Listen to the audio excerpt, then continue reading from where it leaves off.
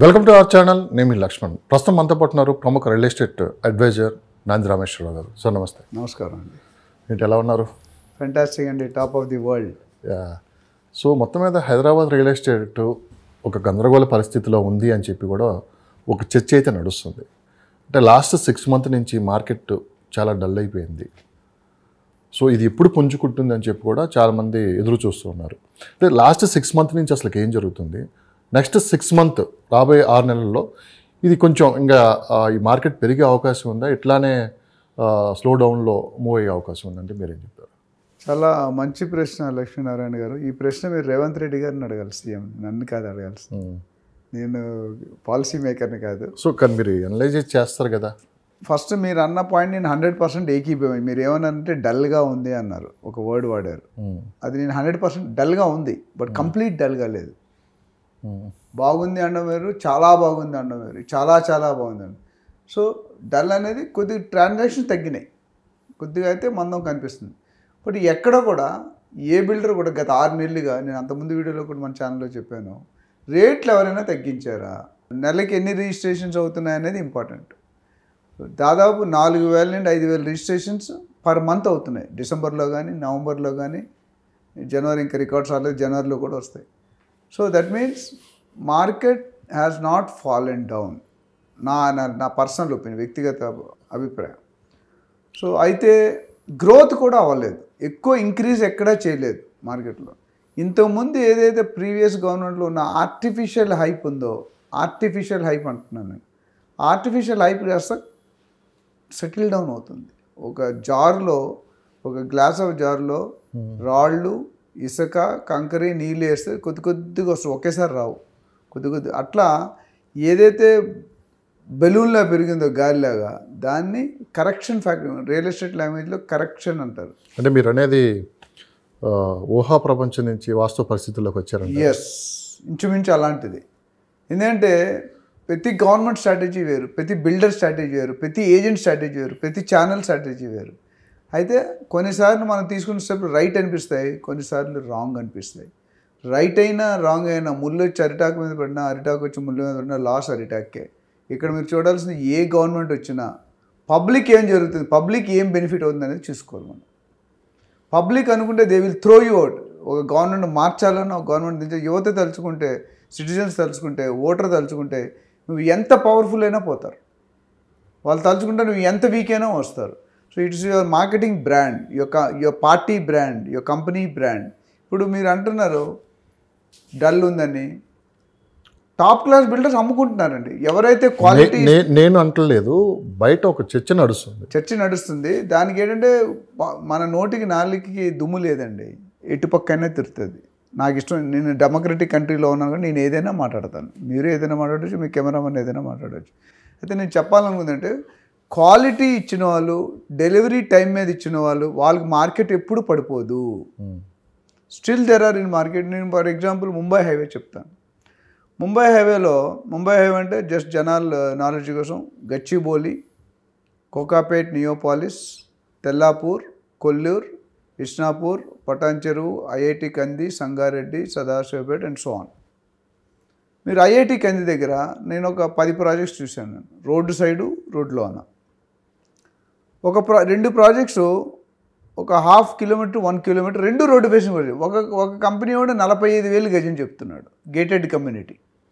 ఇంకో కంపెనీ వాడు 28,000 చెప్తున్నాడు. 2 సేమ్ రోడ్, సేమ్ లొకేషన్. ఎందుకు? So there is a difference.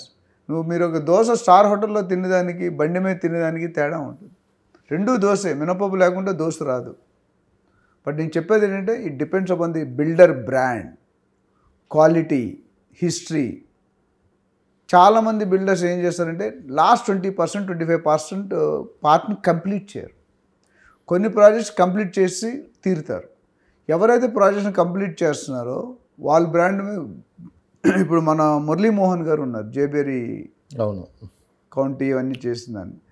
ఆయన చూసుకుంటే, I'm talking about 25 years back, Google office ఏదైతే ఉందో కొండాపూర్ దగ్గరలో, ఆపోజిట్ జైబేరి ఎన్క్లేవ్ అని కట్టాడు. 800 రూపాయలు గజానికి అమ్మాడంట, 600 800. ఈరోజు 2 లక్షలైనా దొరకదు అక్కడ. ఇప్పుడు ఊహించారా 800 రూపాయలు 2 లక్షలు అవుతుందని? ఆయన మార్కెటింగ్ ఎట్లా అంటే అడ్వర్టైజింగ్ చేయరు, పబ్లిసిటీ చేయరు, క్వాలిటీ పట్టుకొని మ్యాప్ పట్టుకొని ఫారిన్ కంట్రీ వెళ్ళిపోయారు ఎన్ఆర్ఐస్ దగ్గరికి. వచ్చినప్పుడు పెట్టి నింపుకొని వచ్చేవారు. ఇది వాస్తవం. ఎంత వచ్చింది, ఎంత కమ్ముకున్నారు పక్కన పెడితే ఈ రోజుకి ఆయన అడ్వర్టైజ్ చేయడు. ఈయన కాదు, నేను కలిసారు నా ఫంక్షన్కి వచ్చాడు నాకు తెలుసు. చాలామంది ఉన్నారు బిల్డర్స్ 30-40 years నుండి. సో నేను చెప్తుంది ఏంటంటే మార్కెట్ అనేది మనకు మన సెగ్మెంట్ బిగ్గెస్ట్ అడ్వాంటేజ్ అంటే we are under the heading of roti kapda makaan. తిండి, బట్ట, గూడు, ఈ 3 లేకుండా ఏ మనిషి బతుకుతాడా? మీరు ఒక మాట అన్నారు ఇప్పుడు, మురళీమోహన్ గారు స్ట్రైట్గా మ్యాప్ పెట్టుకొని బ్రీఫ్ కేస్ పెట్టుకొని అబ్రాడ్ వెళ్ళిపోతారు. సో ఆయన కాన్ఫిడెంట్ ఏంటి సార్? అంటే క్వాలిటీ ప్రోడక్ట్ ఆయన మొదటి నుంచి హానెస్టీ అండి, ఓకే, ట్రాన్స్పరెన్సీ. నేను ఏదో ఒకటి చెయ్యాలి ఈ సొసైటీకి, ఈ కన్స్ట్రక్షన్ ఫీల్డ్కి, ప్లస్ నమ్మకం, ట్రస్ట్ ఫ్యాక్టర్ ఏర్పడినప్పుడు ఇవన్నీ చూడరండి. సో ఆయన ప్రోడక్ట్ ఎలా ఉంటుంది మీరు దగ్గర నుంచి కూడా డెఫినెట్గా మంచి క్వాలిటీ ఇస్తారు. స్టిల్ ఆన్వర్డ్స్ ఇప్పటికీ ఎస్ ప్రోడక్ట్లో క్వాలిటీలో కానీ డెలివరీలో కానీ ఏమీ లోపాలు లేవు. ఎక్కడో దగ్గర 1-2 ప్రాజెక్ట్స్ ఇటు here and there, but major projects అన్ని ఆయన క్వాలిటీ మెయింటైన్ చేస్తారు. వాళ్ళ అబ్బాయి గారు తెలుసు, ఇప్పటికీ అలా ఉన్నదండి. సో అందుకనే ఆయన ప్రాజెక్ట్స్ ఎప్పుడు ఆగు. అలా చాలామంది ఉన్నారు కంపెనీస్ చెప్పుకుంటే. మురళీమోహన్ గారు వచ్చిన సందర్భం చెప్పాం కానీ there are so many companies, ఒక 10 companies 15 companies where they are in the market for last 30-40 years. ఈ మధ్యలో గత 4-5 సంవత్సరాలు చిన్న పుట్టుగొడుగులు వచ్చిన వారు వస్తున్నారు, కంపెనీలు వస్తుంటే పోతుంటాయి. వీళ్ళు సునామీ వచ్చినా, తుఫాన్ వచ్చినా, కరోనా వచ్చినా, ఇంకోటి వచ్చినా, ఏ గవర్నమెంట్ వచ్చినా ఎగ్జిస్ట్ అవుతారు because of their quality, consistency. మేనేజ్మెంట్తో అక్కడ ఒక విజన్, మిషన్, అవి క్లారిటీగా ఉండాలి.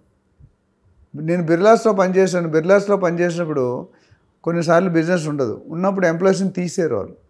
అట్లా అని తక్కువ రేటుకి అమ్మరు, అండర్ కోట్ చేయరు. 10,000 అమ్మితే 10,000, ఒక్క నట్టు కానీ బోల్ట్ కానీ బిల్లు లేకుంటే వెళ్ళదు బయటికి. అది వాళ్ళు టాటాస్ బిర్లాస్ ఉన్న సిస్టమ్ అది. ఈ రోజుకి వాళ్ళు ఎందుకు ఉన్నారంటే that's the reason. They never cheat people, cheat public. They are very clear. And Marwaris ఒక గొప్పతనం ఏంటంటే ఒక ఫిక్స్డ్ మార్జిన్ పెట్టుకుంటారండి, 10-15%. దాని బియాండ్ కస్టమర్ దొరికాడు కదా అని వేసారు. మన దగ్గర ఇంకా కాన్సెప్ట్ డెవలప్ కాలేదు. డెవలప్ కావాల్సిన అవసరం ఎంతైనా ఉంది.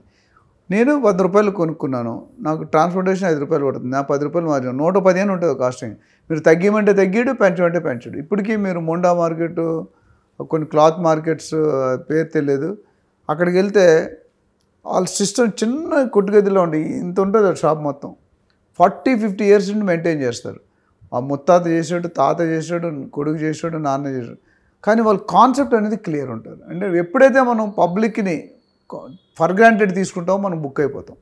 ఏ కంపెనీ అయితే ఎంప్లాయీస్ కానీ, కస్టమర్స్ని కానీ, వెండర్స్ని కానీ చూసుకోకపోతే ఆ కంపెనీ పైకి రాదండి. అసలు మొదటి నుంచి చూసుకున్నామంటే రియల్ ఎస్టేట్లో ఏజెంట్ పాత్ర అసలు ఎంత ఉంటుంది? సో చాలా మ్యాక్సిమం 90% బిజినెస్ ఏజెంట్ ద్వారానే జరుగుతుంది. అవును. ఏజెంట్లు ఏంటంటే అమ్మేస్తున్నారు, తర్వాత చేతులు దులిపేసుకుంటున్నారు. ఈ ప్రాజెక్ట్ కాకపోతే ఇంకో ప్రాజెక్ట్లో చేస్తున్నారు. అసలు ఏజెంట్కి అనేవాడికి రెస్పాన్సిబిలిటీ లేదా కస్టమర్ మీద? సో దానికి అసలుకి ఏదైనా ప్రాబ్లం జరిగింది అనుకోండి, సో ఏదైనా కంపెనీలో, సో ఏజెంట్ త్రూ ద్వారా మనం తీసుకుంటాం కాబట్టి ఏజెంట్ ఈజీగా తప్పించేసుకుంటున్నారు. సో చట్టంలో అసలుకి ఈ ఏజెంట్ కూడా భాగమయ్యేటట్లు చేసి రేపు రెస్పాన్సిబిలిటీగా ఉండాలంటే ఎలాంటి చట్టాలు తీసుకొని రావాలి? సో నిజంగానే ఏజెంట్ వల్ల నష్టపోతుంది ఎంతమంది, అదే ఏజెంట్ ద్వారా లాభం పొందుతున్న వాళ్ళు ఎంతమంది అంటే ఏం చెప్తారు? Very very typical and valid question. చాలా ప్రేక్షకులకి, చాలా బయర్స్కి మాత్రం, చాలా బయర్స్ కానీ సెల్లర్స్ కానీ ఇది విలువైన ప్రశ్నగా నేను భావిస్తున్నాను.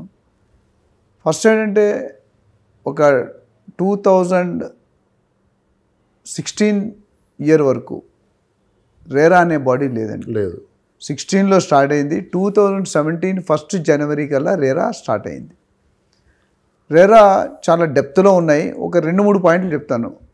రేరా ఎందుకు ఫామ్ అయింది? రేరా అంటే ఏంటి? Real estate regulatory authority act. RERA act అంటే మీరు అంతకుముందు చూసుకుంటే చంద్రబాబు నాయుడు గారి టైంలో ట్రాన్స్కో, ఏపీ జెన్కో, ఏపీ ట్రాన్స్కో అని ఉండేది. దానికి ఏపీఆర్ఈసీ అని ఒక బాడీ పెట్టారు, ఆంధ్రప్రదేశ్ ఎలక్ట్రిసిటీ రెగ్యులేషన్ కమిటీ. అది ఏపీఆర్ఈసీ. అలాగే సేమ్ అంటే వాళ్ళకున్న పవర్స్ గవర్నమెంట్ కూడా లేనట్టు ఉంటాయి, అంత stringent powers.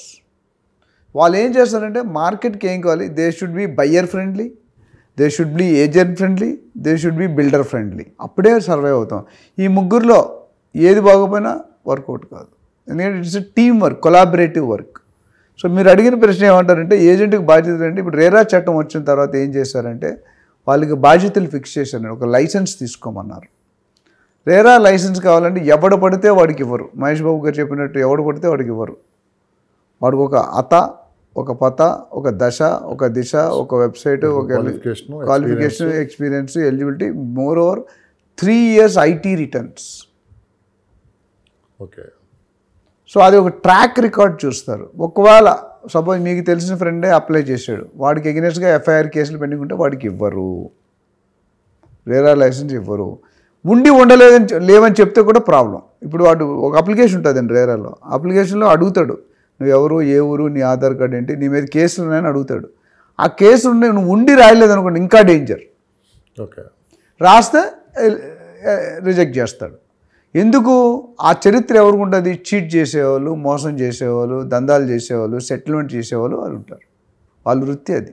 30 years back real estate అనే పదం లేదు, సెటిల్మెంట్. దాన్నే రేరా వచ్చిన తర్వాత కూడా మీరు అన్నట్లు రేరాలో రిజిస్టర్ అవ్వాలి అని చెప్పారు మీరు, కానీ అలా అవ్వకుండా కూడా చాలామంది ఇప్పటికీ బిజినెస్ చేస్తున్నారు. సో మరి వీళ్ళ అది నేను 100% ఏజెంట్స్ తప్పనండి. ఎందుకంటే గవర్నమెంట్ దగ్గర నుండి కూడా ఇనిషియేటివ్ లేదండి. రేరాని తొక్కుపెట్టేశారు. రేరా పర్ఫామ్ చేయాల్సిన విధిగా పర్ఫామ్. ఇప్పుడు నేను నా ప్రశ్న ఏంటంటే ఏజెంట్ అనేవాడు అమ్మేస్తున్నాడు, ఈజీగా వెళ్ళిపోతున్నాడు వాడు కమిషనర్ తీసుకొని. సో రేపు కస్టమర్ నుండి ఏజెంట్ చూసే కొంటున్నాడు. ఇక్కడ ఏజెంట్ ప్లస్ ఒక 30% కంపెనీ గుడ్ విల్ చూసి కొంటారు. సో ఏజెంట్ ఈజీగా తప్పించేస్తున్నాడు. ఇక్కడ అసలు ఏజెంట్కి రెస్పాన్సిబిలిటీ లేదా అంటే ఒక 20 years బ్యాక్కి ఇప్పటికి చేంజ్ అయితే వచ్చిందండి. 100% చేంజ్ రాలేదు, చేంజ్ స్టార్ట్ అయింది. Change should start from you, from me, from the individual. అయితే బయర్స్ కూడా ఏం చేస్తున్నారంటే ఏజెంట్, నేను చాలా వీడియో అంతకుముందు మన ఛానల్లో కూడా చెప్పాను, మీరు ఎంత ఏజెంట్ రికమెండ్ చేసినా సజెస్ట్ చేసినా మీరు బిల్డర్ని కలవాలి అని ఒక వీడియోలో చెప్పాను. ఎందుకు కలవాలంటే అంటే ఇది ఇక్కడ ఒక్క పాయింట్ సార్, మధ్యలో డిస్టర్బ్ చేస్తున్నాను మిమ్మల్ని. ఇక్కడ అమ్మేస్తున్నారు, ఏజెంట్ మొత్తం వాడు కమిషనర్ తీసుకుంటున్నాడు, వెళ్ళిపోతున్నాడు. తర్వాత కంపెనీలో ఏదైనా ప్రాబ్లం వచ్చింది అనుకోండి, ఏజెంట్ ఏమంటున్నాడంటే సో అది మొత్తం టోటల్ కంపెనీలో ప్రాబ్లం జరిగింది, మా దగ్గర నుంచి ఏలేదని ఈజీగా వాడు తప్పించేస్తున్నాడు. జరుగుతున్నాయి, జరగట్లేదు అనట్లేదు. జరిగిన వాళ్ళకి శిక్షలు కూడా పడుతున్నాయి, అది కూడా మీరు తెలుసు. అది బయటికి ఇప్పుడు తప్పు పనులు ఎప్పుడు బయటికి రావండి, ఎందుకు పనికిరాని మాత్రం బయటకు వస్తాయి. సో దీనికి నా క్వశ్చన్ ఏంటంటే ఏజెంట్కి ఉన్న రెస్పాన్సిబిలిటీస్ ఏంటంటే మీరు అర్థం చేసుకోరు. యాజ్ ఏ బయ్యర్, మీరే బయ్యర్ 2 కోట్లు పెట్టుకోండి. ఏజెంట్ ప్రాపర్టీ కాదండి, వాడిని భారం చేయడం తప్పు. ఏజెంట్ ఏంటంటే identification of a property, location, doing the site visit, getting connected to the owner or builder, అది వాడి రోల్. వాడు లీగల్గా సర్టిఫై చేసే అథారిటీ లేదండి. అంటే మీరు చెప్పేది ఏజెంట్ని ఏజెంట్ లానే చూడాలి, ఆ ఏజెంట్ని ఓనర్లా చూడకూడదు. ఎగ్జాక్ట్లీ. ఎందుకంటే మీరు ఓనర్ కానప్పుడు నేను ఓనర్ నువ్వు అనుకుంటే నీ కర్మ అది. సో ఏజెంట్కి ఒక బాధ్యతలు ఇచ్చారు, బిల్డర్కి ఒక బాధ్యత ఇచ్చారు, బయ్యర్కి ఒక బాధ్యత ఇచ్చారు. సో ఏజెంట్ రోల్ ఏంటి? జోగ్రఫికల్ నాలెడ్జ్ ఉంటుంది, లోకల్ ఏరియా ఎక్స్పర్ట్ ఉంటాడు. గచ్చిబౌలిలో ఇందాక మన ఎపిసోడ్స్ బిగినింగ్ నేను ఎక్కడో మిర్యాలగూడలో నన్ను గుర్తుపెట్టారు, ఒక బ్రాండ్ క్రియేట్ చేసుకున్నాం మార్కెట్లో. సో ఏజెంట్ రోల్ ఏంటంటే property identification, property brief, location brief, advantages ఏంటి, డెవలప్మెంట్స్ ఏంటి, ప్రైవేట్ డెవలప్మెంట్స్ ఏంటి, గవర్నమెంట్ డెవలప్మెంట్స్ ఏంటి, గత 10 సంవత్సరాలుగా ట్రెండ్ ఎట్లా ఉంది, నెక్స్ట్ 10 సంవత్సరాల ట్రెండ్ ఎట్లా ఉండబోవచ్చు అని చేసి కన్విన్స్ చేసి సైట్ విజిట్ చేసి ప్రాపర్టీ ఇస్తే ఓనర్ దగ్గర తీసుకెళ్ళి కూర్చోబెట్టడం వరకే ఏజెంట్. సో అందులో ఏజెంట్ నేను ఎక్కడ లీగల్ ఒపీనియన్ కూడా ఏజెంట్ ఎవరండి ఇవ్వడానికి? లీగల్ ఒపీనియన్, వాల్యుయేషన్ కావాలి. వాల్యుయేషన్ ఆయన ఎక్స్పీరియన్స్ షేర్ చేస్తాడు. వాల్యుయేషన్ ఇవ్వడానికి there is separate department called valuation. Valuer వస్తాడు, వేస్తాడు, లేదా ఎస్ఆర్ఓలోకి వెళ్ళి మార్కెట్ వాల్యూ ఎంత అని తీసుకోవాలి. లీగల్ ఒపీనియన్ ఇవ్వడానికి లాయర్ ఇస్తాడు. ఈయన ఎవరు ఇస్తారండి? బిల్డర్ కూడా ఇవ్వడండి. Builder will take the legal opinion from a professional lawyer. ఇప్పుడు రియల్ ఎస్టేట్లో కూడా ప్రొఫెషనల్ లాయర్స్ ఉన్నారు, ఎక్స్క్లూజివ్లీ డూయింగ్ రియల్ ఎస్టేట్. ఒకప్పుడు మనకి లేదు, ఒకటే లాయర్, లా అండ్ ఆర్డర్, ఒకటే క్రిమినల్. ఇప్పుడు లేదు, మా మేనేజర్ చేస్తున్నాడు సింబియోసిస్లో, ఓన్లీ అది కార్పొరేట్ లా చేస్తున్నాడు. ఈ క్రిమినల్ అవన్నీ సంబంధం లేదు, corporate law. So what I'm saying is agent మీరు తప్పు పట్టడం కరెక్ట్ కాదు. ఏదైనా బయ్యర్ ఎవరైతే ఉన్నారో బయ్యర్ మొత్తం కంప్లీట్గా చెక్ చేసుకోవాలి. సర్వీస్ తీసుకోవడం వేరు, కన్ఫర్మేషన్ తీసుకోవడం వేరు. ఏజెంట్ మీరు సర్వీస్ తీసుకోవాలి. వాడికి 2% ఇస్తారు, ఇవ్వండి. But agent is not the final decision maker. You to understand. Suppose మీరు బిల్డర్కి వెళ్తే లింక్ డాక్యుమెంట్స్ అని ఒక ఫైల్ ఇస్తాడు. ఆ ఫైల్లో starting mother document, sale agreement, sale deed, link document, EC, ఇంకా అన్నీ ఫాలో అవుతాయి. ఆ డాక్యుమెంట్ బిల్డర్ ఇచ్చిన మాత్రం మీరు కరెక్ట్ అనుకోవద్దండి. మీరు సెకండ్ వెరిఫికేషన్ మీ లాయర్తో 10,000 5,000 ఇచ్చి చేయించుకోవాలి. అందుకంటే ఆయనకి ఇంట్రెస్ట్ ఉంటుంది. బిల్డర్ అనేవాడు నా కొడుకు మంచివాడని చెప్తారు, నీ కొడుకుని అడిగితే నువ్వు మంచివాడని చెప్తావు, మీ సిస్టర్తో మంచిదని హ్యాబిట్స్ ఉన్న మీరు చెప్పరు. బిల్డర్ కూడా ఆయన లోపల ఎందుకు చెప్తారు? 90% ఉండవు, 1 ఉంటారు. ఆ చెక్ చేసుకోవడానికి there are some buyers who come to me, they take 2 legal opinions. ఒక బిల్డర్ ఒపీనియన్ కాకుండా 2 లీగల్ ఒపీనియన్స్. ఎందుకు? కీడెంచి మేలెంచాలి. రియల్ ఎస్టేట్లో ఒకటి తప్పు చేసేవాడు ఎంత ఈజీగా తప్పించుకుంటారో దానికి ఎగ్జాంపుల్ మనం జనరల్గా మాట్లాడుకున్నప్పుడు మీరు చెప్పారు. ఒకసారి మళ్ళీ అదేంటి ఒకసారి చెప్పగలరా? అంటే అది మన చేతిలో ఉంది. యాక్చువల్లీ నేను చాలామంది చెప్పాను, లంచం తీసుకునేవాడు కంట లంచం ఇచ్చేవాడు తప్పండి. మన పని కావాలి గవర్నమెంట్, మనమే ఆయనకి ఎంకరేజ్ చేస్తాం. వాడు గట్టిగా అడిగితే అడగడం, గవర్నమెంట్ సర్వెంట్ సర్వీస్ చేయాలి. బట్ మనం ఎందుకు, ఇక్కడ 1000 మంది ఉన్నారు, నేను ఫస్ట్ వెళ్ళిపోవాలంటే వాడు డిబేట్ అవుతారు. అంటే మీరు ఒక మాట చెప్పారు ఇందాక, ఒక 100 రూపాయలు దొంగతనం చేసి వాడు వెళ్ళి 5 స్టార్ హోటల్లో తిని అక్కడ డబ్బులు లేవని చెప్పి ఆ స్టార్ హోటల్ వాళ్ళు ఇప్పుడు జరుగుతుంది అదేనండి. ఏంటి ఒకసారి మాకు రిపీట్ చేయగలరు? అంటే అది ఏం లేదండి. ఇప్పుడు చాలామంది ఏమనుకుంటారు, దీని బదులు ఇంకొక చిన్న ఎగ్జాంపుల్ చెప్పి దానికి వస్తాను, మీరు అడిగారు కాబట్టి. ఒక బిజినెస్ ఓనర్ అండి 10 డీమార్ట్ స్టోర్, డీమార్ట్ కాదు అలాంటి స్టోర్, ఎగ్జాంపుల్ ఎక్స్ అనే సూపర్ మార్కెట్స్ అంటాం. ఒక 10 స్టోర్లు వాడికి స్ట్రీట్లో ఉన్నాయి. ఎవ్రీ స్టోర్లో 5 నుండి 10 మంది పనిచేస్తారు. అందులో ఒక స్టోర్ ఎప్పుడు కూడా వీక్గా ఉంటుంది, అన్ని స్టోర్ల కంటే తక్కువ కలెక్షన్, తక్కువ బిజినెస్. అయితే ఆ స్టోర్ని డెవలప్ చేయాలని ఈయన ఒక అడ్వర్టైజ్మెంట్ ఇస్తారు. ఏమి ఇస్తారు? Candidate should have 5 years experience from a reputed school of business management school. Reputed అంటే ఐఐఎం, బజాజ్, ఎక్స్ఎల్ఆర్ఏ అట్లా కొన్ని ఉన్నాయి. 15 మంది ఇంటర్వ్యూకి వస్తారండి. ఇది చాలా బాగుంటుంది ఎగ్జాంపుల్. 15 మంది ఇంటర్వ్యూకి వచ్చినప్పుడు 14 మంది ఇంటర్వ్యూ చేసేస్తాడు సండే పూట, ఇలాంటి సండే పూట. ఎవ్వడూ సెలెక్ట్ కాడు. లాస్ట్లో ఒక అబ్బాయి ఉంటాడు, ఆయన వయసు 18 సంవత్సరాలు. ఫైల్ పట్టుకెళ్తాడు. ఫస్ట్ పేజీలో వైట్ పేజీలో IABF అని రాస్తాడు, హ్యాండ్ రిటర్న్. సర్టిఫికేట్స్ కింద ఉంటాయి, IABF. అయితే ఆ owner basically is a Marwari owner. ఆయన ఏమనుకుంటే IPS చూశాను, IAS చూశాను, IFS చూశాను, IRS చూశాను, ఇంకా రకరకాలు చూసామన్నా. ఇది కూడా అలాంటి డిగ్రీ. ఏంట్రా బాబు IABF అంటాడు. మీరు షాక్ తింటారు. ఇంటర్మీడియట్ ఎపియర్డ్ బట్ ఫెయిల్డ్ అని రాశాడు.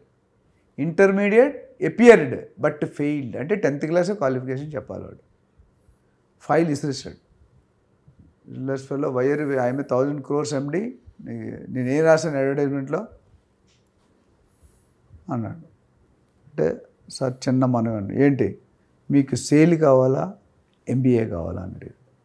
నాకు MBA కావాలి, ఇలాంటి చదువులేని వాళ్ళు అక్కర్లేదు అని చెప్పాడు. మళ్ళీ ఊరుకొని ఇంకొకసారి ఇలాంటి పనులు చేయొద్దు, నా టైం వేస్ట్ చేయొద్దు, ప్లీజ్ గోండి సార్. ఇంకొకసారి మీకు MBA కావాలా సేల్ కావాలా?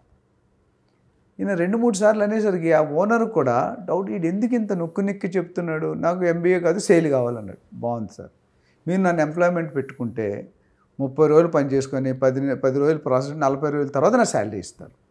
ఈ 40 రోజుల్లో నా పనితనం చూసి మీరు నచ్చితే శాలరీ ఇవ్వండి, నచ్చకపోతే నేను శాలరీ అడగను. నా పనితనం చూడండి, నేను చదువు లేదని వదిలేవద్దు. డన్, ఓకే చలో నీ మాట మీద వెళ్తాను అని ఈ వీక్ స్టోర్లో పెడతాడు. 15 రోజులకి ఒకసారి రిపోర్ట్ వస్తుంది. రిపోర్ట్ వచ్చినప్పుడు ఆ 15 రోజులు రిపోర్ట్ ఈ 10 స్టోర్లకి మించిపోయి ఉంటాడు ఈ రికార్డ్స్. ఇమ్మీడియట్గా మీ హెడ్ ఎట్లుంటే ఆ హెడ్కి ఫోన్ చేస్తాడు మేనేజర్కి. ఏం లెక్కలు తప్పులు రాస్తున్నా మధ్యకాలంలో నిద్రపోతున్నావా అన్నాడు. అయ్యో మహాప్రభు అది కాదండి, నేను తప్పులు రాయట్లేదు, మీరు ఎవరో పోరగానే పంపించారు, వాడు చించి వదులుతున్నాడు ఇక్కడ సేల్స్ అని. అవునా, ఏం చేస్తున్నాడు అన్నాడు. అది నేను చెప్తే కదా మీరు వచ్చి చూడండి అంటాడు. సో సండే పూట వెళ్తాడు. ఇలా పిల్లర్ ఒకటి ఉంటుంది, పిల్లర్ వెనకాల కూర్చేసి కూర్చోబెడతాడు. ఒక ఫారినరు 3/4 ప్యాంట్ వేసుకుని టోపీ కూడా లేదు, 3/4 ప్యాంట్ వేసుకుని వైట్ ఉంటారు ఫారినర్స్, యాపిల్ ముక్క కట్ చేసి ఎట్లుంటారు అట్లున్నారు. ఒక స్టోర్కి వస్తాడు, పెద్ద స్టోర్లో నడుచుకొని ఈయన అటాచ్ అవుతాడు. ఎవ్రీ కస్టమర్కి ఒకరికి ఎలకేట్ చేస్తారు, మీకు ఎవ్రీ గెస్ట్ వీకర్ని ఎలకేట్ చేస్తారు. ఆయన ఒక వస్తువుకి వస్తాడు, ఆ వస్తువు ఆయన దగ్గర ఉండదు. సరే తిరిగి వెళ్ళిపోతుంటాడు. ఈ అబ్బాయి ఎవరైతే ఇంటర్మీడియట్ అపీరియడ్ బట్టి ఫెయిల్ ఉన్నాడో వెనకాల వెళ్ళి సార్ చిన్న రిక్వెస్ట్ చేయండి, ఈరోజు సండే కదా మీరు హోటల్లో ఉంటున్నారు, మీరు టైం పాస్ అవ్వడానికి నీకు ఐడియా ఇస్తాను సార్. ఏంటంటే ఇక్కడ ఫిషింగ్ ఉంది సార్, ఫిషింగ్ చేసుకోవచ్చు, దగ్గరలోనే 1/2 కిలోమీటర్ దగ్గరలో ఉంది. ఈజ్ ఇట్ వెరీ గుడ్, నాకు ఎలా టైం, నేను ఒక్కడే వచ్చాను, టైం ఎలా స్పెండ్ చేయాలా అన్నాడు. చూసిన తర్వాత ఏం కావాలి నాకు, నేనంటే ఫిష్ గ్యాలం కొనుక్కోండి సార్, ఫిష్ హుక్ అంటారు, చేపలు పట్టి కొనుక్కోండి, ఎంత అంటారు, 300 రూపాయలు వేస్తారంటాడు. కొనుక్కుంటాడు, కొన్ని ప్యాక్ కరోరే అంటాడు, ప్యాక్ చేస్తాడు. దాని తర్వాత వెళ్తుంటే మళ్ళీ డబ్బులు కట్టడానికి కౌంటర్ నడుస్తాడు, ఈ చెవుని నడుస్తుంది. సార్ మీరు చేపలు అయితే మన ఫిష్కి అయితే కొన్నారు కానీ దానా కొనాలనుకుంటే దానా కొనుక్కుంటే చేపలు ఎట్లా వస్తాయా, నీటిలో మీరు వేస్తే కదా వచ్చాయి. కరెక్ట్, వెరీ గుడ్, నేను చాలా తెలివైనాడు అయ్యా. అది ఎంత సార్, 400 రూపాయలు సార్ ప్యాకెట్, మీకు 3 గంటల వరకు వస్తుంది. 3 గంటలేరు, వెరీ గుడ్, బాగా చెప్తున్నాను, పైకి వస్తావు లైఫ్లో అని వెళ్తున్నాడు. ఇంకా ముందుకు వెళ్తుంటే సార్ మీరు చూస్తే ఇంత రెడ్డిష్గా, ఇంత అంటే మనిషి ఎంత అందంగా ఉన్నారంటే, మా దగ్గర ఎండలు ఎక్కువ, మీ దగ్గర కూల్ ఎక్కువ, మీరు ఈ ఎండలో వెళ్తే మక్కువ పాడైపోతుంది సార్ అని గొడుగు చూపిస్తాడు. అంబ్రెల్లా గొడుగు వేసుకుంటే మీ మక్కువ కమ్మదానన్న చాముని పోగొట్టుకుంటాడు. చూస్తాడు, బా వీడు ఎంత ఐడియాలు బాగా వస్తున్నాయని.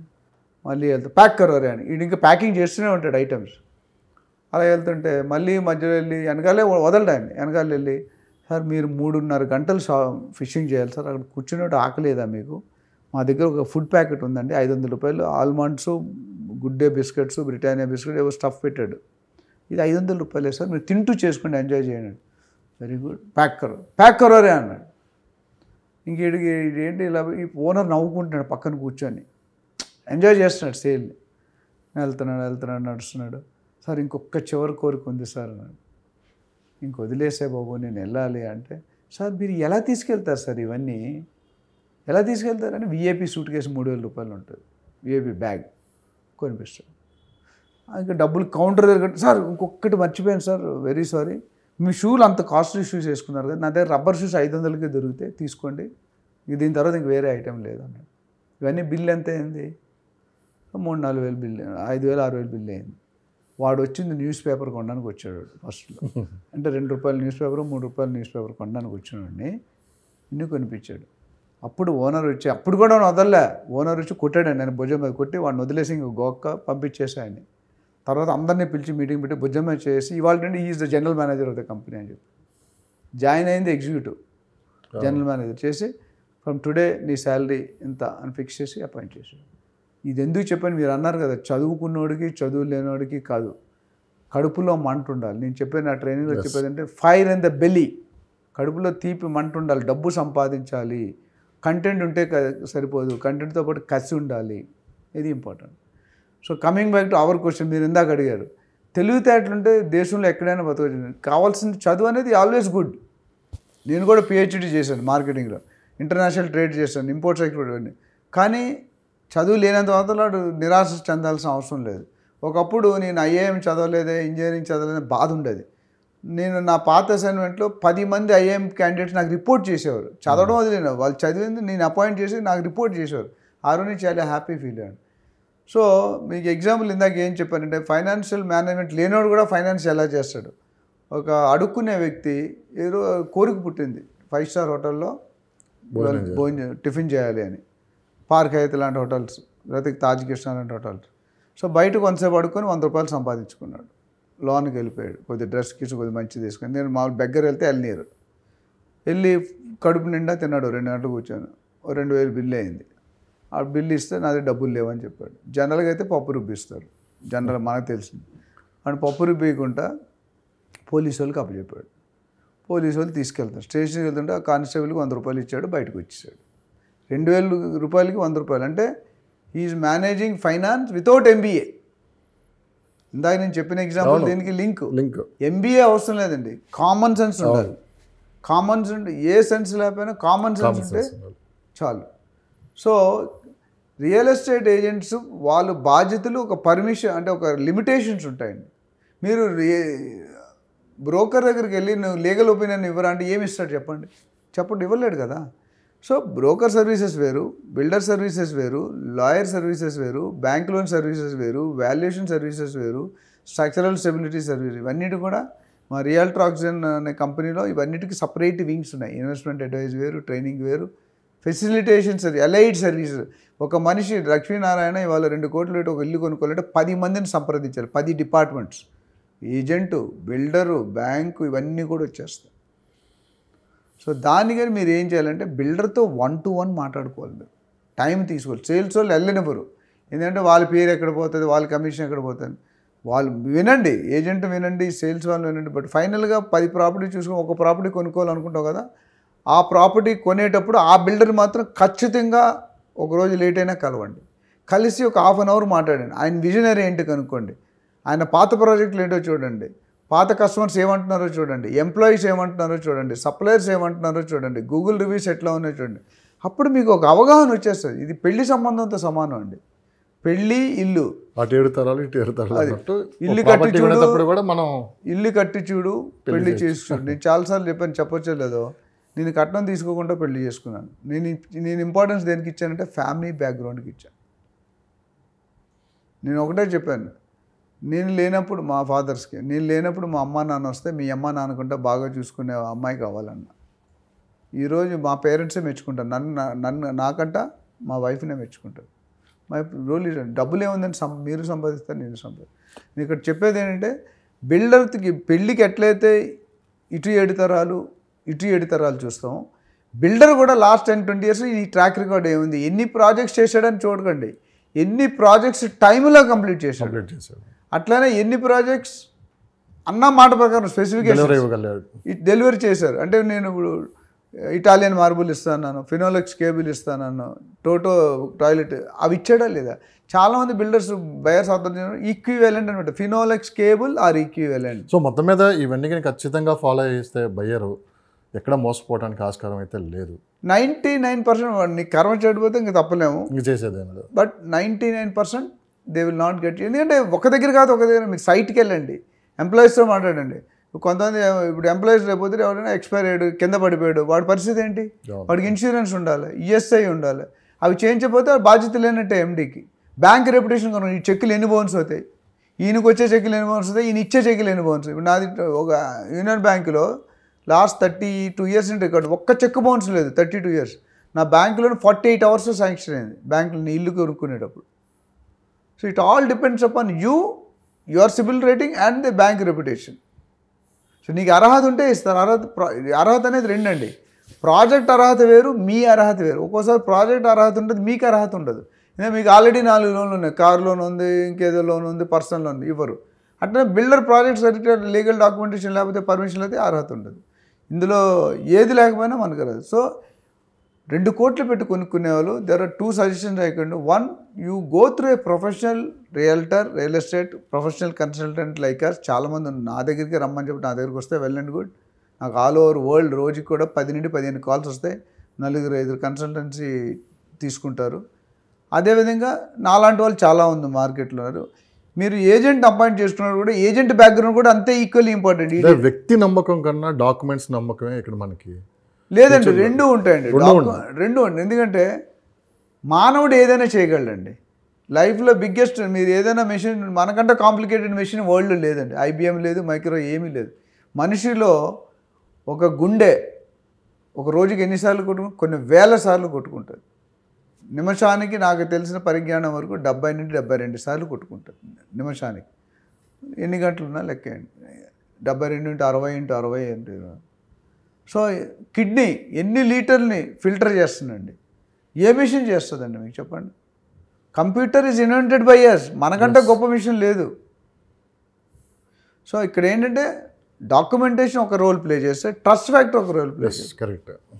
ఎప్పుడైనా రియల్ ఎస్టేట్ అనేది నాకు చాలామంది, నేను అబ్బాయిని ట్రైన్ చేశాను, ట్రస్ట్ ఫ్యాక్టర్ మీద జరిగేది ఇంకెక్కడ రియల్ ఎస్టేట్. ఇప్పుడు మీరు సొంత వాళ్ళు, ఇప్పుడు మీరు 2,000 కాంటాక్ట్స్ ఉంటాయి మీ ఫోన్లో, ఆ 2,000 దగ్గర నుండి 20 మంది డీల్స్ చేయొచ్చు. ఎందుకంటే లక్ష్మీనారాయణ వాళ్ళ ఫ్యామిలీ మెంబర్స్ నమ్ముతారు, లక్ష్మీనారాయణ కాలేజ్ మేట్స్ తెలుసు లక్ష్మీనారాయణ చీట్ చేసేవాడు, వాడు స్వభావం ఏంటనేది.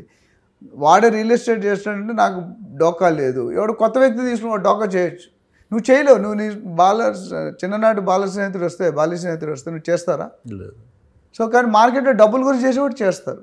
నాకు వచ్చి ఎప్పుడైనా రియల్ ఎస్టేట్ ఏజెంట్ ఎన్నుకునేటప్పుడు మనం కావాలంటే ఎపిసోడ్ చేద్దాం. వానికి కూడా ఒక 10 పారామీటర్స్ ఉన్నాయి. బిల్డర్ని సెలెక్ట్ చేసుకుని ఒక 10 పారామీటర్స్ ఉన్నాయి. లొకేషన్ సెలెక్ట్ చేసుకుని ఒక 10 పారామీటర్స్ ఉన్నాయి. అట్లనే ప్రాజెక్ట్ సెలెక్ట్ చేసుకోండి. ప్రతిదీ ఒక పెద్ద సబ్జెక్ట్ ఉంది. Real estate is nothing less than more than a medical field or computer field. So Hyderabad real estate 6 నెలల నుంచి ఏం జరుగుతుంది, నెక్స్ట్ రాబోయే నెక్స్ట్ 6 మంత్ కూడా ఎలా ఉంటుందో కూడా మీరు ఇప్పుడు చూడడం కూడా జరిగింది.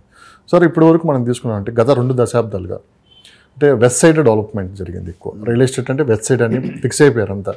దాదాపు ఇన్వెస్టర్స్ అంతా కూడా చూపంతా అటువైపే ఉంది. సో కొత్తగా గవర్నమెంట్ కూడా ఏంటంటే లుక్ ఈస్ట్ పేరుతోటి ఇప్పుడు ఉప్పల్ సైడ్ కావచ్చు, విజయవాడ హైవే కావచ్చు, వరంగల్ ఇటు కూడా డెవలప్మెంట్ చేయడానికి కొన్ని ప్రయత్నాలు అయితే ఇప్పుడే మొదలుపెట్టింది. సో వెస్ట్ సైడ్ డెవలప్ అవడానికి ప్రధానంగా ఆ రోజు ఓఆర్ఆర్ ఎయిర్పోర్ట్, ఆ రోజు ఓఆర్ఆర్ కానీ ఎయిర్పోర్ట్ కానీ వచ్చినప్పుడు చాలామంది అంత దూరం ఎవరు వెళ్తారు అని చెప్పి అన్నారు. కానీ ఇప్పుడు అత్యంత బిజియెస్ట్ రోడ్ ఏదైనా ఉన్నదంటే ఓఆర్ఆర్. కరెక్ట్గా 20 సంవత్సరాలు 15 సంవత్సరాలు వెనక తిరిగి చూసుకుంటే ఈరోజు ఆ చుట్టుపక్కల భూములు దాదాపు ఎన్ని రెట్లు పెరిగిందో మీరు కూడా చూశారు. సో ఇప్పుడు కొత్త కాన్సెప్టు ట్రిపుల్ ఆర్ కూడా ఇక్కడ కంప్లీట్ అయిపోతే ఓఆర్ఆర్కి మించి డెవలప్మెంట్స్ ఆ చుట్టుపక్కల జరిగే అవకాశం ఉందా? చాలామంది ఏంటంటే మిడిల్ క్లాస్ పీపుల్ ఓఆర్ఆర్ చుట్టుపక్కల కావచ్చు, లేకుంటే ఓఆర్ఆర్ దాటి 10 కిలోమీటర్లు కావచ్చు, ఇప్పుడు ఇన్వెస్ట్ చేయాలంటే వాళ్ళకి అందుబాటు ధరలు అయితే లేవు. సో చాలామంది ఆలోచిస్తున్నది ఏంటంటే ట్రిపుల్ ఆర్ కూడా కంప్లీట్ అవుతుంది కాబట్టి రాబోయే 5-10 సంవత్సరాల్లో సో అక్కడ ఇన్వెస్ట్ చేస్తే మరి మంచి రిటర్న్స్ వస్తాయా అని చెప్పి ఒక ఆలోచనలు అయితే పడ్డారు. సో ఇప్పటికైనా ఆ చుట్టుపక్కల ఇన్వెస్ట్ చేస్తే ఎలా ఉంటుంది, డెవలప్మెంట్ ఏ విధంగా జరగబోతుంది? ఇది $1 బిలియన్ క్వశ్చన్. ఇది అంటే చాలా అవైటెడ్ క్వశ్చన్. ఎందుకంటే బయర్స్ అందరికీ ఇది ఎదురు చూసే క్వశ్చన్. సో మీరు ఇందాక ఒకటి అన్నారు, west zone Shamshabad airport ORR అని అన్నారు. దీంతోపాటు ఇంకో 2-3 పాయింట్లు యాడ్ చేస్తాను. ఇన్ఫ్రాస్ట్రక్చర్ ఓఆర్ఆర్ కింద ఇన్ఫ్రాస్ట్రక్చర్, రోడ్స్ కానీ, ఫ్లైఓవర్స్ కానీ, డ్రైనేజెస్ కానీ, ఎలక్ట్రిసిటీ కానీ, ఇది ఒక పార్ట్. రెండోది ఐటీ కారిడార్, ఎంప్లాయ్మెంట్, ఉద్యోగం, ఇవి దోహదపడ్డాయి. దీనివల్ల ఇప్పుడు చాలామందికి చెప్పాను, ఎంటైర్ ఇండియాలో as of today or last year December 23 వరకు 50 లక్షల మంది ఐటీ ఎంప్లాయీస్ ఇండియాలో ఉన్నారు. ఈ 50 లక్షల్లో 10-11 లక్షలు హైదరాబాద్ నుండి ఉన్నారు, ఇంకో 10-11 లక్షలు బెంగళూరులో ఉన్నారు. అంటే 40% ఆఫ్ టోటల్ 50 లాక్స్లో 2 సిటీస్లో ఉన్నాయి. మిగతా 30 లక్షలు అనేది Delhi, Mumbai, Chennai, other areas. So మనకున్న పొటెన్షియల్ ఏంటో మీకు అర్థమైంది. ఇప్పుడు మనం ఆల్మోస్ట్ బెంగళూరుని ఓవర్ క్రాస్ చేస్తాం. సో 10 లక్షల ఎంప్లాయ్మెంట్ ఉన్నారంటే 50 లక్షల మంది ఫ్యామిలీ మెంబర్స్ ఉంటారు. 50 లక్షల మంది అంటే ఒకప్పుడు హైదరాబాద్ పాపులేషన్ కూడా అంత ఉండేది, 50 లక్షలు. కానీ ఇప్పుడు ఒక్క జోన్లోనే 50 లక్షల మంది అయిపోయారు. ఈచ్ ఫ్యామిలీకి 4-5 ఉంటారు, అమ్మ నాన్న, మనం మోడరేట్గా వేసాం. సో ఇంకొక సిటీ డెవలప్, సైబర్ టవర్స్ లేనప్పుడు చంద్రబాబు 1997 అనుకుంటా, ఎవరికి అసలు హైటెక్ సిటీ అంటే ఏముందండి అక్కడ? ఆ టవర్ కట్టినట్టు కూడా చుట్టుపక్కల ఏమి లేవు. ఈరోజు 2 లక్షలు 2.5 లక్షలు గజం అయిపోయింది అక్కడ. So IT corridor has played a major role. ఎందుకంటే భార్యకో 1 లక్ష, భర్తకో 1 లక్ష మినిమం. ఒక ఇంజనీరింగ్ డిగ్రీ చేసుకుని MBA చేసుకొస్తే అయిపోయింది. 2 లక్షల్లో ఒక 50,000, లేకపోతే మీ వైఫ్కి హస్బెండ్కి ఒక 50,000 చాలు. సరే ₹1,00,000 కట్టినా ₹1,00,000 సేవ్ చేసుకుంటారు, ₹1,00,000 EMI కట్టేస్తారు, ఇల్లు కొనేస్తారు. 10 సంవత్సరాలు 20 సంవత్సరాలు ఇల్లు ఫ్రీ. దానివల్ల ఏమైందంటే అందరూ ఒకటే జోన్లో ఫోకస్ చేశారు. వెస్ట్ జోన్, శంకర్పల్లి, మోకిల, గచ్చిబౌలి, తెల్లాపూర్, నియోపాలిస్, కోకాపేట్, ఇవి. కానీ కొత్త గవర్నమెంట్ వచ్చిన తర్వాత the focus has been shifted from one particular zone. ఆ జోన్ వదిలేదండి, జోన్ కూడా ఉంది, but more focus on the undeveloped areas. 360 degrees.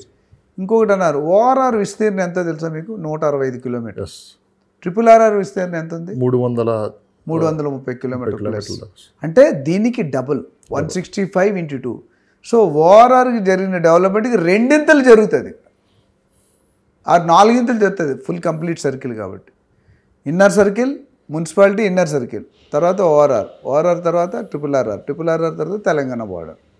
So urban, suburban, rural. ఇప్పుడు డెవలప్మెంట్ జరిగేదంతా సబర్బన్ ఏరియాలో జరుగుతుంది. అంటే ట్రిపుల్ ఆర్ కూడా క్లస్టర్స్గా డివైడ్ చేసి డెవలప్మెంట్ ట్రిపుల్ ఆర్కి 12 mega townships mini township or mini cities.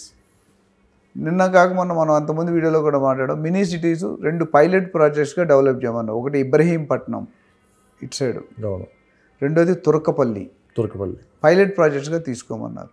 అంటే ఒక 2 నమూనాలు శాంపిల్స్ డెవలప్ చేయమన్నారు. ఇది కనుక క్లిక్ అయితే నెక్స్ట్ 10 సిటీలు రౌండ్ ది స్టేట్ వచ్చేస్తాయి.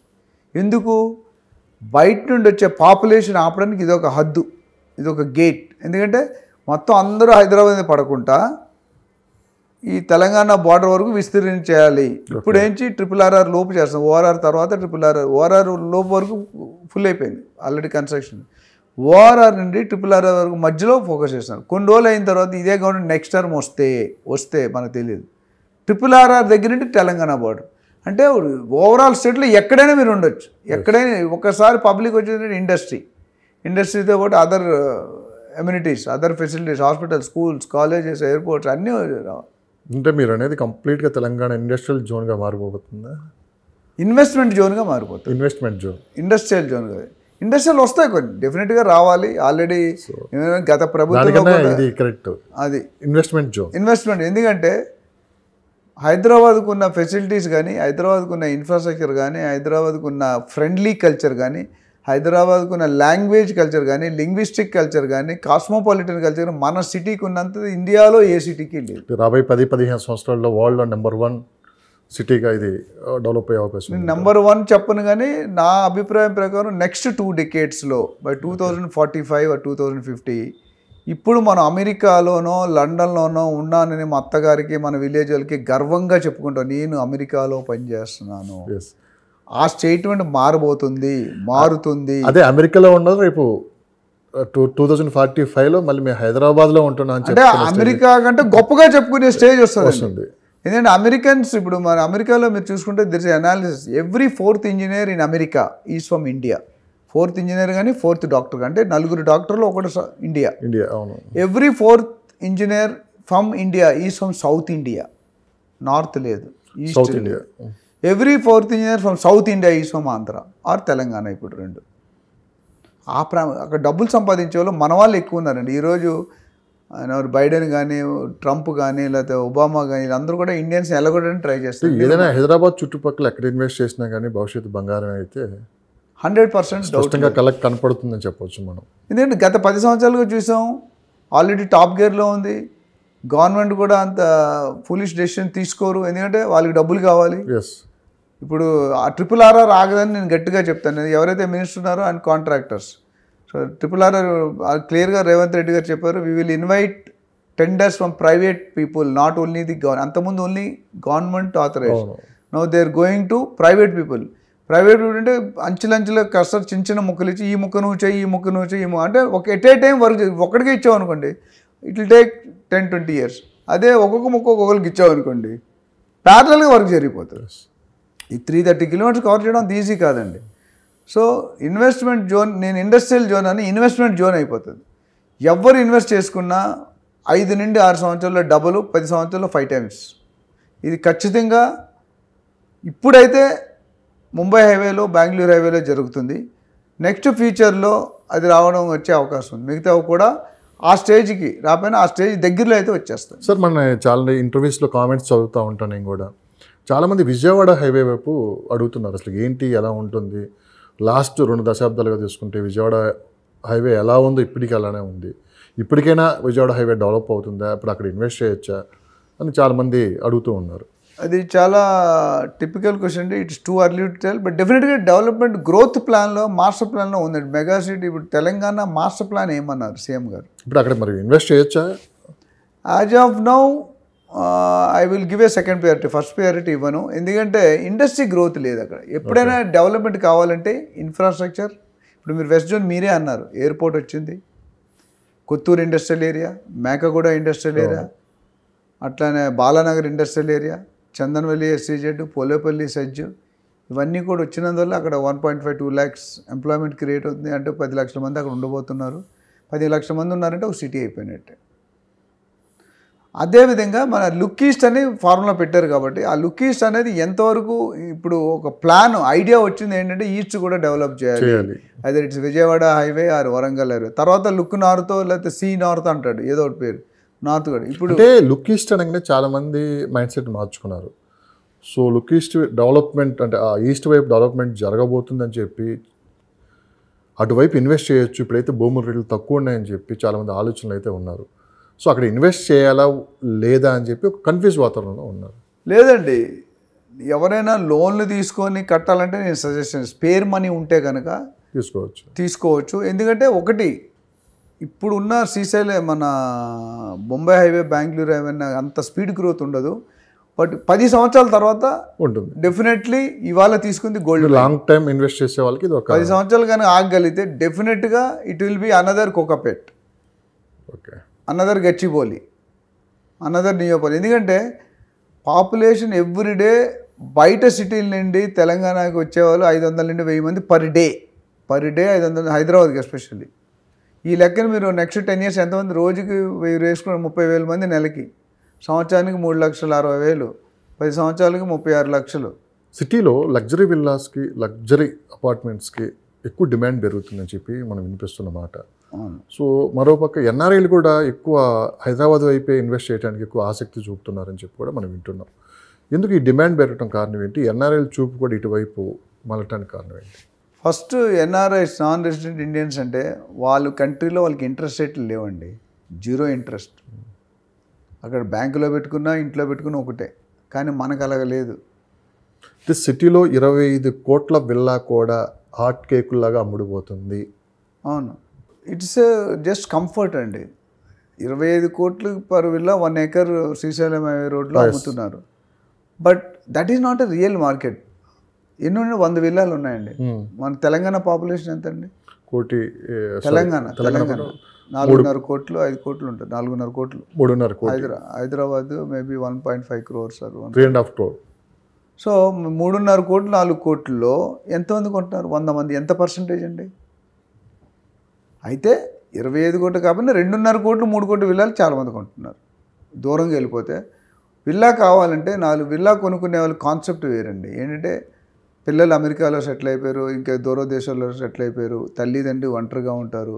ఈ మధ్యలో మనం చూస్తున్నాం టీవీలో ఒంటరిగా ముసలాడు కానీ ముసలాయన ఉంటే వెళ్ళి కత్తి పెట్టి పేకొని ఇంట్లో గోల్డ్ బంగారం డబ్బులు అని తీసుకెళ్తారు. సేఫ్టీ అనేది కొద్దిగా, ఎందుకంటే లిటరసీ లేనప్పుడు, ఇల్లిటరసీ పెరిగిపోయినప్పుడు, అన్ఎంప్లాయ్మెంట్ పెరిగినప్పుడు పెద్ద పెద్ద ఇంజనీర్లు కూడా ఈ పనులు చేస్తున్నారు. లగ్జరీ కోసమే కాదు, సేఫ్ సైడ్ కూడా వాళ్ళకి safe more than luxury is one aspect of the product. Secondary safety. మూడోది నైబరింగ్. ఇప్పుడు 70 సంవత్సరాలు ముసలాయన ఉన్నారు, వాళ్ళకి ఏదైనా సడన్గా మెడికల్ ఎమర్జెన్సీ వచ్చింది, ఎక్కడో పల్లెటూరులో దిల్సుఖ్ నగర్లోనో లేకపోతే వనస్థలపురంలోనో ఇంకెక్కడ ఇబ్రహీంపట్నం ఉంటే ఎక్కడున్నాయండి ఫెసిలిటీస్? లేవు కదా. It is a multi faceted, అంటే ఒక పర్పస్ కాదండి, 5-6 పర్పస్లు డిస్కస్ చేయాలి. Amenities, security, CC cameras, solar fence, neighbouring, distance, traffic, ఇవన్నీ కూడా వస్తాయి. ఇవన్నిటికంటే ఓనర్షిప్ రైట్. ఇప్పుడు ఫ్లాట్ కొనుక్కున్నారు అనుకోండి, మీరు కొనుక్కున్న మీ ఎదురింటితో మీకు గొడవ అయింది, మీరు లైఫ్ లాంగ్ అక్కడ సర్వైవల్. మీరు ఫ్లాట్ అయితే అమ్ముకొని రాలేరు అందరూ, మీ ఎదుటి ఫ్లాట్తో మీకు గొడవ అయింది, ఏదో పార్కింగ్ విషయంలో ఏదో వాడు తలుపు తీస్తే వాడు కనిపిస్తాడు, మీకు ఎంత ఎలర్జీగా ఉంటుంది. ఇండిపెండెంట్ హౌస్లో ఆ ప్రాబ్లం ఉండదు. అట్లనే వాల్యూ వైజ్ చూసుకుంటే ఫ్లాట్ వాల్యూ తగ్గుతూ వస్తుంటుంది, ఇండిపెండెంట్ హౌస్ కూడా తగ్గుతుంది, కొద్దిగా బెటర్. ప్లాట్ అనేది అసలు తగ్గదు. ప్లాట్ అనేది పాతది, సెకండ్ హ్యాండ్ అనే ప్లాట్ ఎక్కడైనా విన్నారా మీరు? ఇల్లులో వింటారు, ఫ్లాట్లో వింటారు, ప్లాట్లో వినరు మీరు. So that's it. అంటే ఇక్కడ pride of ownership, why to you to invest in real estate అనేది ఒక టాపిక్ మాట్లాడాం మన ఇక్కడ సెమినార్లో. ఇన్వెస్ట్మెంట్లో చేసేటంటే safety, gold, stock, mutual funds ఇవన్నిట్లో చూసుకుంటే the best safety is in real estate. The highest returns are from real estate. అన్నిటికంటే సంతోషకరమైనది నాది, నా ఇల్లు, నా జాగా. రియల్ ఎస్టేట్ అంటే ఒక ప్రాపర్టీకి 4 బార్డర్లు ఉంటాయి ఎర్త్ మీద, అది real estate. Buying, selling, trading అంటారు. రియల్ ఎస్టేట్ అంటే నా ప్రాపర్టీ అనగానే 4 హద్దులు, ఇది నా ప్లాటు, నార్త్ ఇది ఉంది, మీరు సేల్ డీడ్ చూస్తే నార్త్ వైపు ఇటు ఉంది, సౌత్ వైపు రోడ్డు ఉంది, అదే రాస్తాడు షెడ్యూల్ ఆఫ్ ప్రాపర్టీలు. సో విల్లాస్ తీసుకునే పర్పస్ ఏంటంటే it depends upon the stage of the person, అంటే ఏజ్ ఆఫ్ ది పర్సన్, రిటైర్డా, వర్కింగా, లైక్లీ టు రిటైర్డా, యంగ్ ఎంటర్ప్రినరా, దాని మీద ఒక ఫ్యాక్టర్. రెండోది facilities and amenities, third security, fourth neighbouring, ఇవన్నీ చూసుకొని, అండ్ లాస్ట్ ఇంపార్టెంట్ ఎఫోర్డబిలిటీ. అందరూ ఇల్లులు కొనుక్కోలేరు. ఇప్పుడు మీరు మీరు బంజారా, నేను ఇండిపెండెంట్ హౌస్ కొనలేక ఫ్లాట్ కొనుక్కున్నాను. ఇండిపెండెంట్ హౌస్ కొనాలంటే నా దగ్గర 7-8 కోట్లు ఉండాలి. నా దగ్గర ఏడోనో లైఫ్ టైం కూడా మనం సంపాదిస్తామని తెలియదు. మీకు నాకు సాధ్యం కాదు. బట్ ఎంతమంది ఉన్నారు ఇప్పుడు 25 కోట్లు పెట్టి ఎకరం ఇల్లు కొన్న వాళ్ళు 100 మంది ఉన్నారు, 200 మంది ఉంటారు. ఇప్పుడు మన దగ్గర ఉన్న పాపులేషన్ 3.5-4 కోట్లు. 4 కోట్లు 100 మంది 200 ఎంత పర్ పీనట్ డెసిమల్స్. బట్ కల్చర్ అయితే మీరు అన్నది కరెక్టు. ఇండిపెండెంట్ హౌస్ సిటీలో కాదు, గేటెడ్ కమ్యూనిటీ వేరు, ఇండిపెండెంట్ హౌస్ వేరు. ఇక్కడ బంజారాలు, జూబ్లీహిల్స్ ఇండిపెండెంట్ హౌస్ కొనుక్కోగలుగుతారు, బట్ గేటెడ్ కమ్యూనిటీలు రావు. రీజన్ ఏంటో తెలుసా? ప్లేస్ లేదంతే. గేటెడ్ కమ్యూనిటీ అనగానే 30 ఎకరాలు, 100 ఎకరాలు, 40 ఎకరాలు, కనీసం 25 ఎకరాలు ఉండాలి. మీరు బంజారాలో 25 ఎకరాలు జాగా ఎక్కడ చూపిస్తారా? నాకు జూబ్లీహిల్స్ 25 ఎకరాలు చూపిస్తారా? హైటెక్ సిటీలో చూపిస్తారు. కాబట్టి సిటీ దూరానికి వెళ్ళాలి. సిటీ లోపల, సిటీ బయట, అంటే ఓపెన్ ప్లాట్స్కి కానీ, విల్లాస్కి కానీ, అపార్ట్మెంట్స్కి కానీ దేనికి ఎక్కువ డిమాండ్ ఉందని మీరు ఏం చెప్తారు? ఇంకొకటి ఫామ్ ల్యాండ్స్ కూడా ఈ మధ్య బాగా ఎక్కువ సేల్ అవుతున్నాయని చెప్పి కూడా విన్నాం. మీరు స్వీట్ షాప్కి వెళ్ళి ఏ స్వీట్ బాగుంటుందండి ఏం చెప్తాడండి? ఎవరికి నచ్చిన స్వీట్ వాళ్ళు తీసుకుంటారు. మీరు ఓనర్, స్వీట్ షాప్ సెల్లర్ నమ్ముతున్నారు, స్వీట్ షాప్ ఓనర్ని అడిగి ఏ స్వీట్ బాగుంటుంది నీ దగ్గర అంటే ఏం చెప్తాడు చెప్పా? అన్నీ బాగుంటాయి అంటారు. కానీ అందులో అన్ని ఆవాలు వచ్చిన ఉంటాయా? ఉండవు. ఒక రోజు ముందు వచ్చిన కానీ ప్రజెంట్ ట్రెండింగ్ ఎలా నడుస్తుంది? అన్నీ కరెక్ట్, అన్నీ రాంగ్ అండి నా ప్రకారం. ఈచ్ హెడ్డింగ్ ఒకదాని. ఇప్పుడు అంతకుముందు కూడా రోడ్డు మీద 10 మంది అబ్బాయిలు వెళ్తున్నారు. ఒక అమ్మాయికి పెళ్లి కాలేదు. ఈ 10 మంది అబ్బాయిలు ఒక అబ్బాయి నచ్చుతాడు. ఎందుకు నచ్చుతాడంటే మనకు ఒక స్పెషల్ క్యారెక్టర్ ఉంటుంది, స్పెషల్ పర్సనాలిటీ ఉంటుంది, స్పెషల్ ఇన్కమ్ ఉంటుంది, ఏదో ఒకటి ఉంటుంది, ఒక ఫీచర్. అట్లానే ప్రాపర్టీలో ప్లాట్లు ఇన్వెస్ట్ చేసుకునే సెగ్మెంట్ వేరు, ఫ్లాట్లు ఇన్వెస్ట్ చేసుకునే సెగ్మెంట్ వేరు, విల్లాస్ చేసుకునేది వేరు, ఫామ్ హౌస్ వేరు, ఫామ్ ల్యాండ్ వేరు, ఓపెన్ ప్లాట్ వేరు. ఇవన్నీ కూడా డిఫరెంట్ పర్సన్స్, మన పరిస్థితులు బట్టి మార్చుకోవాలండి. ఇప్పుడు మీరు ఒక స్పాంజ్ ఉందనుకోండి, స్పాంజ్ ఎటుపక్క నొక్కితే అటుపక్క అవుతుంది. అదే మీరు ఐరన్ తీసుకున్నారు అనుకోండి, అట్లా బెండ్ అవ్వదు. అంటే పిండి కొలిది రొట్టి, ఎంత పిండి ఉందో అంతే రొట్టె వస్తుంది. ఇంత ముద్ద పెడితే ఇంత రొట్టె రమ్మంటే రాదు. సో ఇక్కడ ఏంటంటే 4 మీరు అడిగిన 4 ఫామ్ ప్లాటు, ఫామ్ ల్యాండ్ వేరు. అసలు చాలామంది తెలియదు ఫామ్ ల్యాండ్ అంటే ఏంటి, ఫామ్ ప్లాట్ అంటే ఏంటి. అట్లనే ఫామ్ ప్లాట్కి, ఓపెన్ ప్లాట్కి చాలామంది బిల్డర్స్ అక్కడ దెబ్బతీసేది అంటే ఫామ్ ప్లాట్ని ఓపెన్ ప్లాట్ రెసిడెన్షియల్ ప్లాట్ కింద అమ్మేస్తున్నారు. Where there cannot be a construction, only 10%. Farm plot is use for farm house. It cannot be, house cannot be constructed. చాలామందికి తెలియదు. ఫామ్ ల్యాండ్ అనేది ఏకర్స్లో అమ్మాలి, ఫామ్ ప్లాట్ అనేది గుంటాస్లో అమ్మాలి. అప్పుడు మీకు రైతు బంధు, ఇన్సూరెన్సు, గవర్నమెంట్ పెట్టిన రాయితీలన్నీ మీకు అనుకోండి. ఓపెన్ ప్లాట్ అనేది R1, R2, R3, R4 జోన్లో వచ్చి అది మీకు కన్స్ట్రక్షన్కి పాసిబుల్. అంటే ఇప్పుడు బిల్డర్ LP నెంబర్ తీసుకొని, రేరా తీసుకొని HMD అమ్మేస్తారు. మీరు ఇల్లు కట్టుకుంటే పర్మిషన్ పెట్టుకుంటే పర్మిషన్ ఇచ్చాక కట్టుకోవచ్చు. అది కూడా G+2, కమర్షియల్ అయితే G+4. మిగతా హై రేంజ్ జోన్ ఏదైనా ఉంటే అది వేరు, అది సపరేట్గా స్పెసిఫై చేస్తారు. సో ఇక్కడ నేను ఇన్వెస్ట్మెంట్ ప్రకారం, మన ఇన్వెస్ట్మెంట్ నా దగ్గర ఒక 5 కోట్లు ఉంది అనుకోండి, మీ దగ్గర 5 కోట్లు ఉంది. 5 కోట్లు మీ పర్పస్ ఏంటి? నాకు నిన్న ఒక NRI కస్టమర్ వచ్చారు, ఇవాళ డీల్ క్లోజ్ చేస్తున్నారు, అడ్వైస్ కోసం వచ్చారు, మా టీంకి అబ్జెక్ట్ చేశారు. వాళ్ళు ఏమన్నారంటే, నాకు 1 కోటి నుండి 1,50,00,000 వరకు 10 సంవత్సరాల వరకు డిస్టర్బ్ చేయను, నాకు అట్లీస్ట్ 4 to 5 టైమ్స్ అవ్వాలి డబ్బులు. మా పిల్లలు పెళ్ళి వచ్చే, నా కూతురు వయసు ఇప్పుడు 15 సంవత్సరాలు, 20-25 సంవత్సరాలు పెళ్లి చేస్తున్నారు. ఆ 10 సంవత్సరాల లోపు ఆ పెళ్ళికి కావాలి. వాళ్ళ పర్పస్ క్లియర్గా ఉంది, ఉండడానికి కాదు, ట్రేడింగ్ కాదు, రెంటల్ ఇన్కమ్ కాదు, అప్రిషియేషన్ కావాలి. అంటే నేను నా వీడియోస్లో ఎన్నోసార్లు చెప్పాను, 5 నుండి 6 సంవత్సరాల్లో డబుల్ అవుతుంది, 10 నుండి 11 సంవత్సరాల్లో 4.5 to 5 టైమ్స్ అవుతుంది. ఇది లాజిక్. బిల్డర్స్ చెప్పేది 1 year 2 year బైబ్యాక్ అవన్నీ తీసి పక్కన పెట్టండి, అవి జరిగేది కాదు. 3-4 ముచ్చట. In front there is crocodile festival.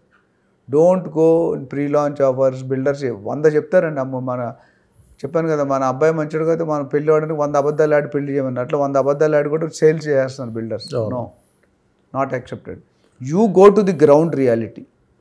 So open plot కొనుక్కోవడం కరెక్టే, ఫామ్ ప్లాట్ కొనుక్కోవడం కరెక్టే, ఫామ్ ల్యాండ్ కొనుక్కోవడం కరెక్టే, ఫ్లాట్ కొనుక్కోవడం కరెక్టే, విల్లా కొనుక్కోవడం కరెక్టే. అయితే కరెక్ట్ అండి ఎందుకంటే ఈ పర్టికులర్ కేసులో వాళ్ళు వెరీ క్లియర్ ఉన్నారు. ఇంకొక ఆయన వచ్చాడు, నాకు గవర్నమెంట్ ఆఫీసర్గా రిటైర్ అవుతున్నాడు, దానికి 2 కోట్లు వస్తున్నాయి డబ్బులు, ఆ 2 కోట్లు నేను ట్రేడింగ్ చేస్తానన్నాడు. ఇల్లు కట్టుకోను, 10 సంవత్సరాలు ఆగను, ఎవ్రీ 2-3 years కొంటాను అమ్ముతాను. అంటే ఇవాళ నా దగ్గర 2 కోట్లు పెట్టి కొనేస్తాడు ఒక ఓనర్ గారు. ఒక సంవత్సరం 2 సంవత్సరాలు ఉంచుకొని ఆ 2 కోట్లు 50 లక్షలు చేసి మీకు అమ్మేసి మీకు రిజిస్ట్రేషన్ చేస్తాడు. ఆ వచ్చిన డబ్బులతో మళ్ళీ ఇంకో ల్యాండ్ కొంటాడు, ఆయనకు అమ్ముతాడు. అది ట్రేడింగ్ అంటాం. ఆయన పర్పస్ వేరు. ఇప్పుడు కొంతమంది ఉన్నారు software industries, bigger business man, gold jewellers, వాళ్ళందరికీ లగ్జరీ ఏంటంటే వీకెండ్ ఈ హోటల్స్కి వెళ్ళే బదులు రిసార్ట్ లాగా ఫామ్ హౌస్ లాగా కట్టుకుందాం. వాళ్ళకి రిటర్న్స్ చూడరు, వాళ్ళు డబ్బులు ఖర్చు పెడతారు, డబ్బులు రావగాక డబ్బులు ఖర్చు పెడతారు. ఎట్లా? ఇప్పుడు ఒక 1 acre కొనుక్కున్నాడు ఫామ్ హౌస్కి. మనం గవర్నమెంట్లో చూసాం, అక్కడ ఫామ్ హౌస్లో ఉన్నారు మన సీఎం అంతమంది అని చెప్తారు. సో ఫామ్ హౌస్ ఏంటంటే ఫ్రైడే నైట్ వెళ్ళిపోయి, Friday night, Saturday night, Sunday night, Monday morning బయలుదేరి ఫ్యామిలీతో ఓన్ కూరగాయలు పండించుకోవడం, own vegetables, own fruits, swimming పూలు, షటిల్, టేబుల్ టెన్నిస్, చిన్న 1 bedroom హౌస్ పెట్టుకొని మస్తు ఎంజాయ్ చేస్తారు. 10-20 మంది పోయి అక్కడే వండుకొని అక్కడే తింటారు. అది ఫామ్ హౌస్ కాన్సెప్ట్. అందులో ఉన్న పొల్యూషన్ నుండి అవుట్ ఆఫ్ సిటీ నుండి రిలాక్సేషన్ లైఫ్.